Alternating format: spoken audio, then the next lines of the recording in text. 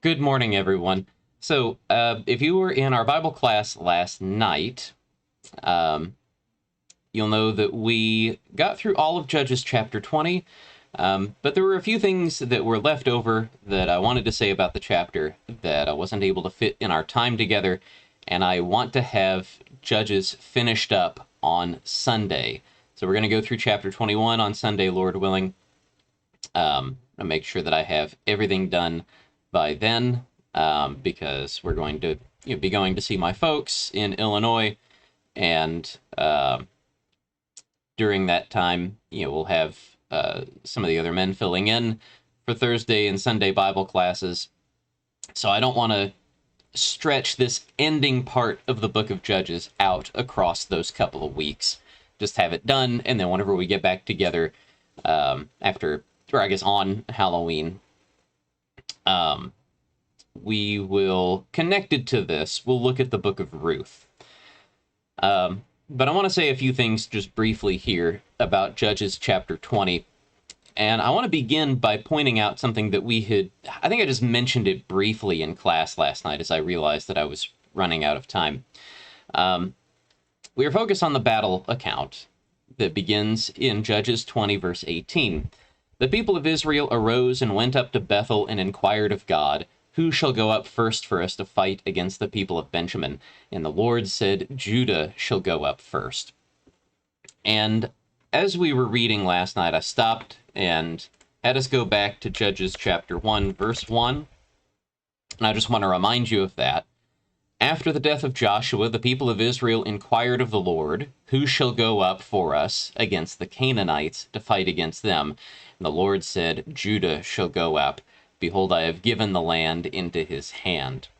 All right, the parallel there is impossible to miss. Like, we've come full circle in the book of Judges, with the result being pretty dismaying. All right, the book starts with Israel trying to take the land from the Canaanites, and they want to know who's going to go up first against Canaan, and the Lord sends Judah in first. So here in Judges 20, again, we have Israel going up to war, and the Lord sending Judah first, but now it's another tribe of Israel that they are going up against. It's Benjamin. And this speaks to something that we've mentioned a few times over the course of our study, what we sometimes call the Canaanization of Israel. That here at the end of the book, Israel has become literally undistinguishable from Canaan. The enemy in the end of the book is not Canaan, right? We've not seen a Canaanite enemy. I mean, technically, we've not seen a Canaanite enemy in a long time. The last heathen enemy that we saw was the Philistines in the Samson story. But here in the last 5 chapters of the book, the problem is Israel. And the text here in Judges 20 just puts Israel explicitly in the place of the Canaanites as the problem in the land. And this is perhaps more threatening to Israel than the text even lets on, right? Because what ultimately happens to the Canaanites? They're driven out. Or at least they're supposed to be, right? The Lord gives the land over into Israel's hand if only Israel will go in and take the land. This is kind of a shot across the bow for Israel, that the Lord's going to do the same thing to Israel that he has done to Canaan if they don't shape up. Now, we know the way that Israel treated Canaan. They did not really fully drive out Canaan, and there's a remnant left behind that becomes a thorn in their sides. That also applies to this situation. We'll see that in chapter 21 in what happens with Benjamin. We know by the end of this chapter, though, in chapter 20, that not all Benjamin is destroyed. We know that there are 600 men left of the sons of Benjamin who can draw the sword. And I mentioned that last night as like the big problem that's left over at the end of the chapter is that, depending on how you look at it, right, if you think that Benjamin deserves total destruction, well, they've not totally been destroyed yet. If you think that they don't deserve total destruction and it's just Gibeah that needs to be destroyed, like Sodom and Gomorrah, then the 600 men cause basically the opposite problem. There's not enough Benjaminites left. And I want us to, let's see. Yeah, I want us to consider, connected to that, something that we saw at the very end of the chapter. You've got these 600 men left over in verse 47. In verse 48, we read, "The men of Israel turned back against the people of Benjamin and struck them with the edge of the sword, the city, men and beasts, and all that they found. And all the towns that they found, they set on fire." This leaves us, I think, a little unclear about the state of Benjamin by the end of this war. Israel, at the very least, has overstepped its mission. At the beginning of all of this, Israel just wanted to destroy Gibeah, which, again, based on that parallel with Sodom and Gomorrah, we should be able to say, I think, is reasonable that Gibeah be punished for what they have done. But here, they're not just destroying Gibeah.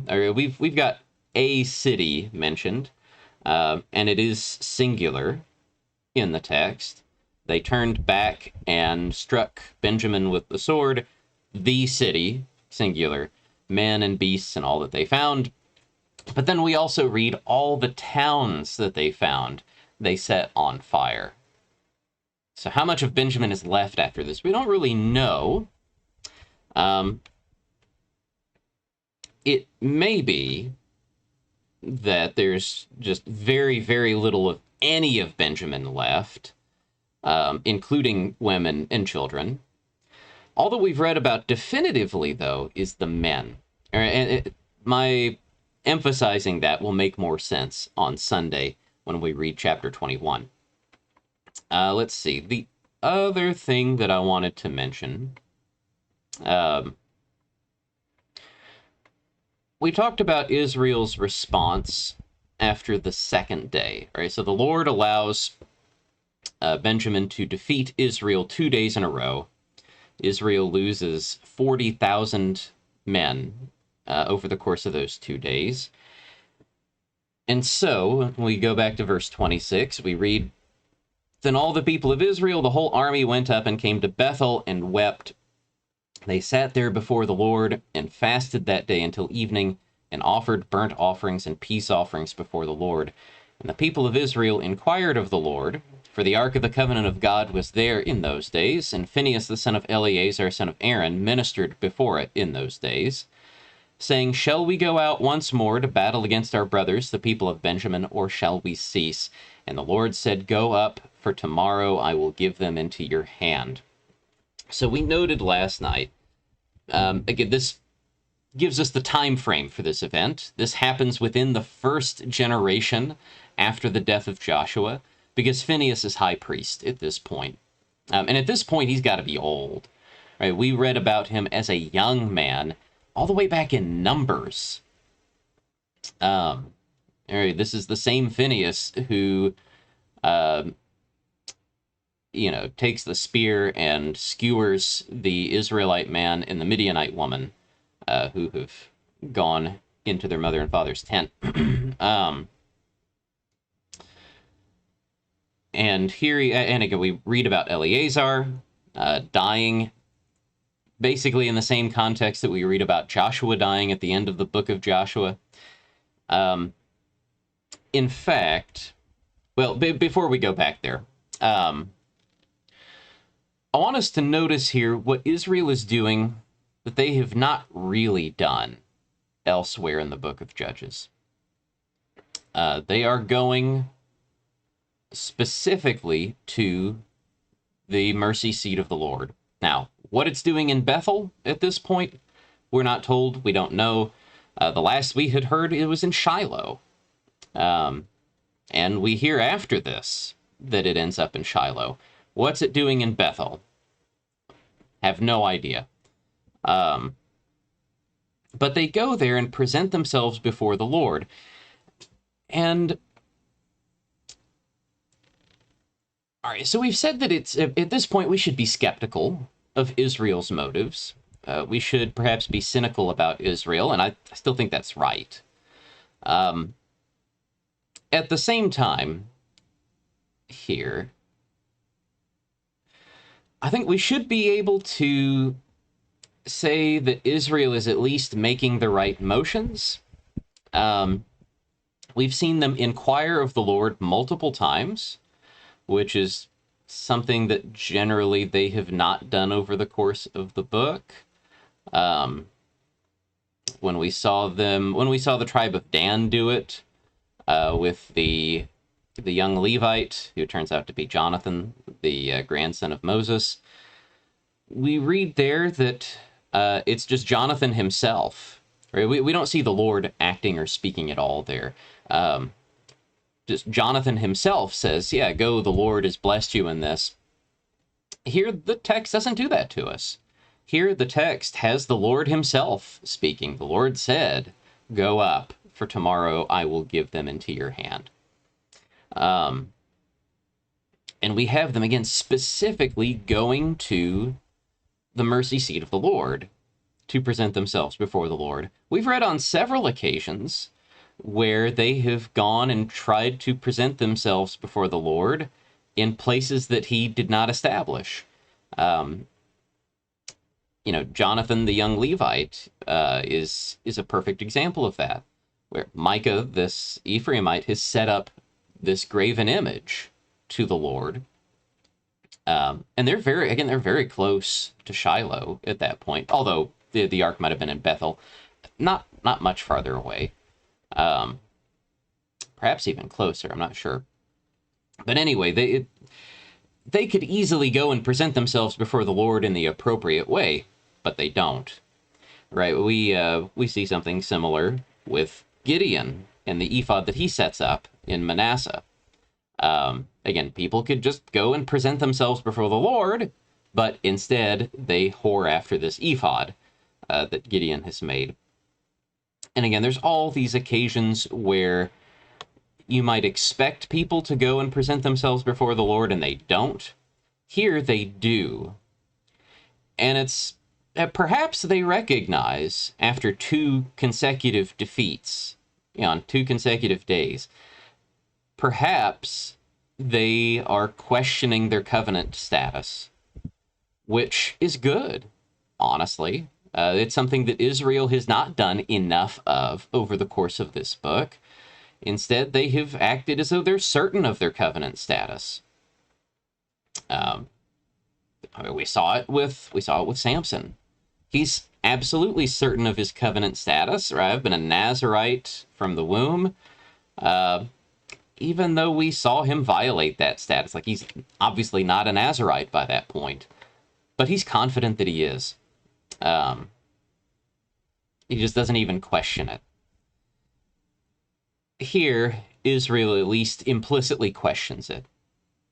So they go up to the high priest of God. They go to the mercy seat.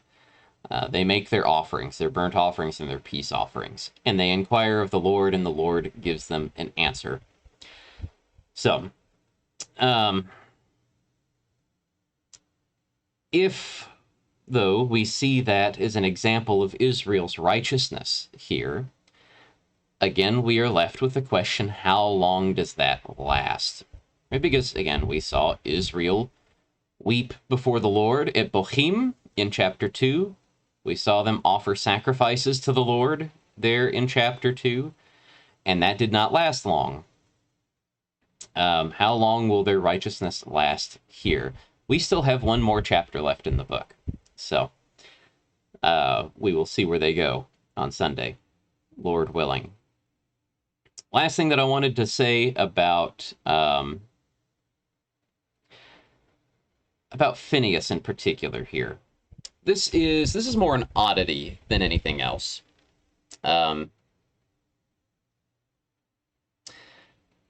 And what we're about to say perhaps doesn't contribute as much to our understanding of the book of Judges as it contributes to maybe just our general understanding of some difficulties in our readings of the Hebrew Scriptures. All right, so to get into this, I want you to remember where this is taking place. The Benjaminite city of Gibeah. And I don't have any way of, well, I probably got some way, but I just don't know, putting this up on the screen. Actually, let me see if I can, let's see if I can queue up my Bible software here and show you this word in Hebrew. So, let's have a look here. All right, yeah. Let me transition this over here. And let me see if I can zoom. Here, I'm going to transition this back over and see if I can zoom this in for you a little bit so you can see it more clearly.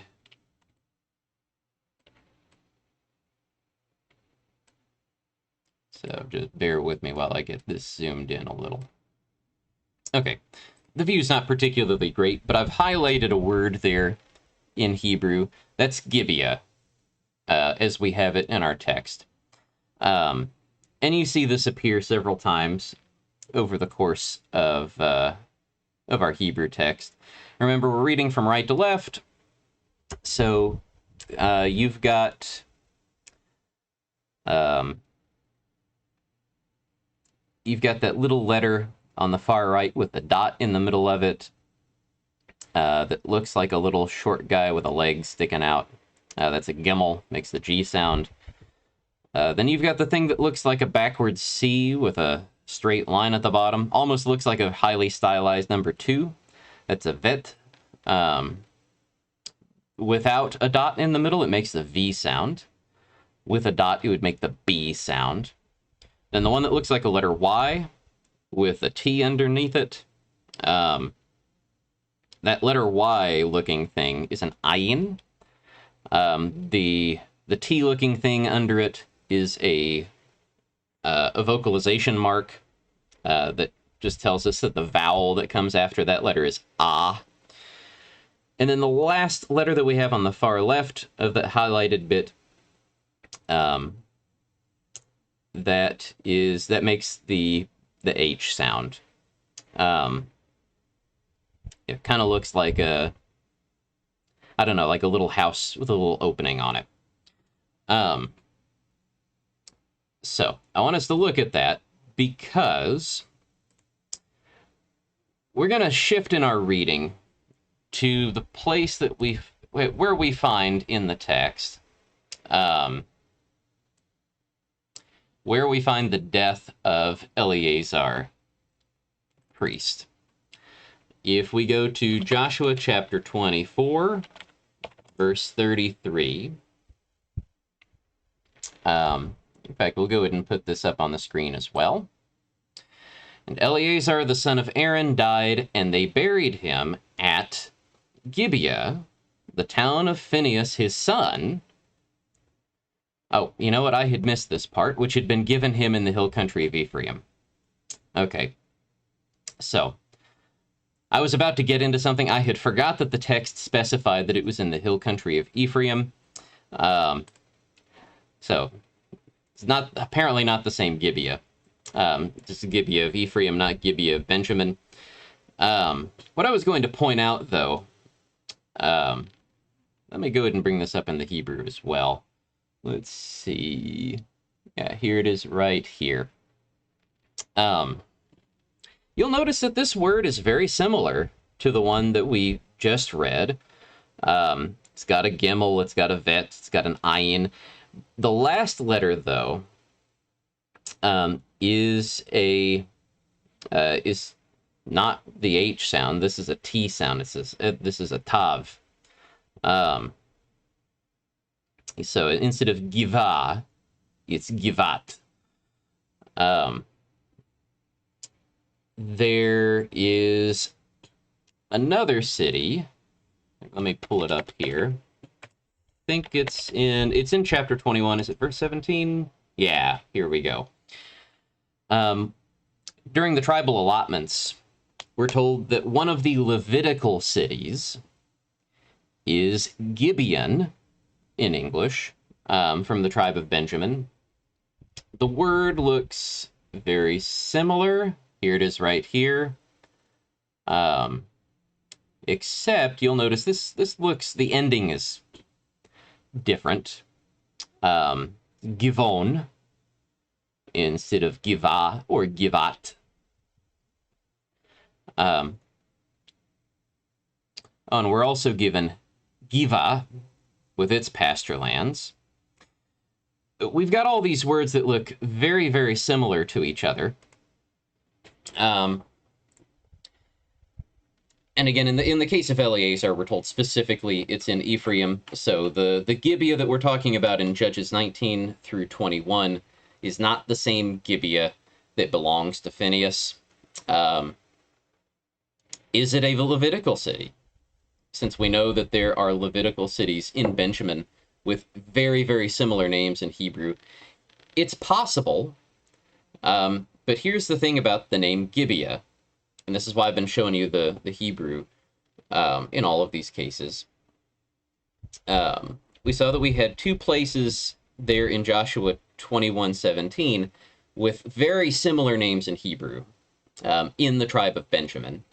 They look a little more, the way that we've anglicized them, they don't look all that similar. Gibeon versus Geba doesn't look the same at all, but again, you notice the first three letters in each of those is the same, all right? So here's Givon, so you've got Gimel Vet Ayin at the beginning, and then here's Giva, Gimel Vet Ayin.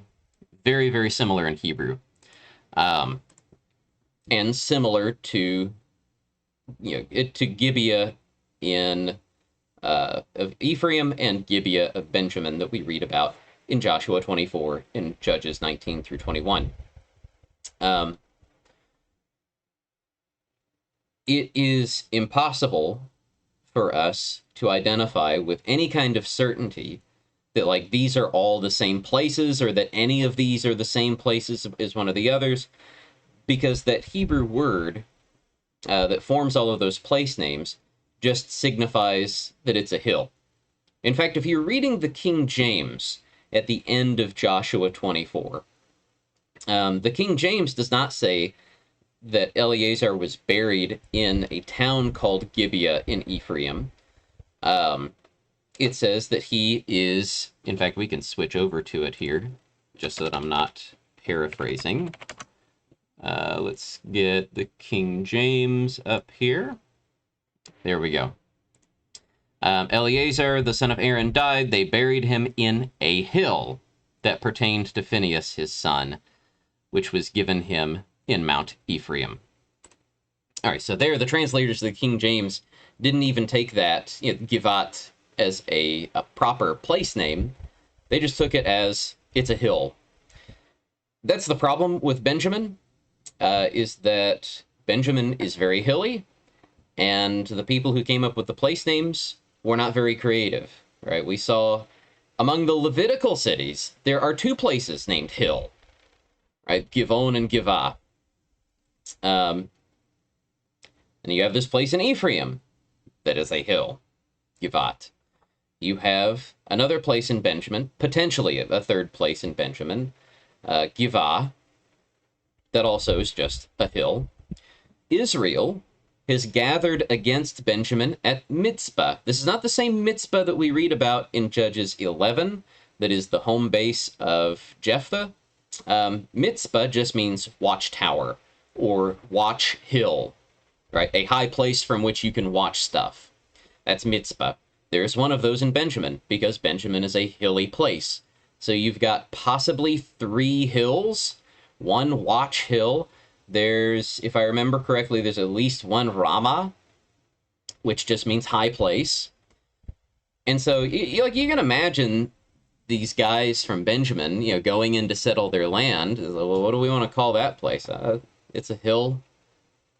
What do you want to call that place? That's a pretty high place there. What do we want to call this place over here? That's that'd be a good hill for watching from. We'll call that Watch Hill, right? Like they ran out of names almost immediately in Benjamin because it's just hills everywhere. Now, we can't really make fun of them because Springfield. All right, what if we retold the story of the Levite's concubine, except it happened in Springfield?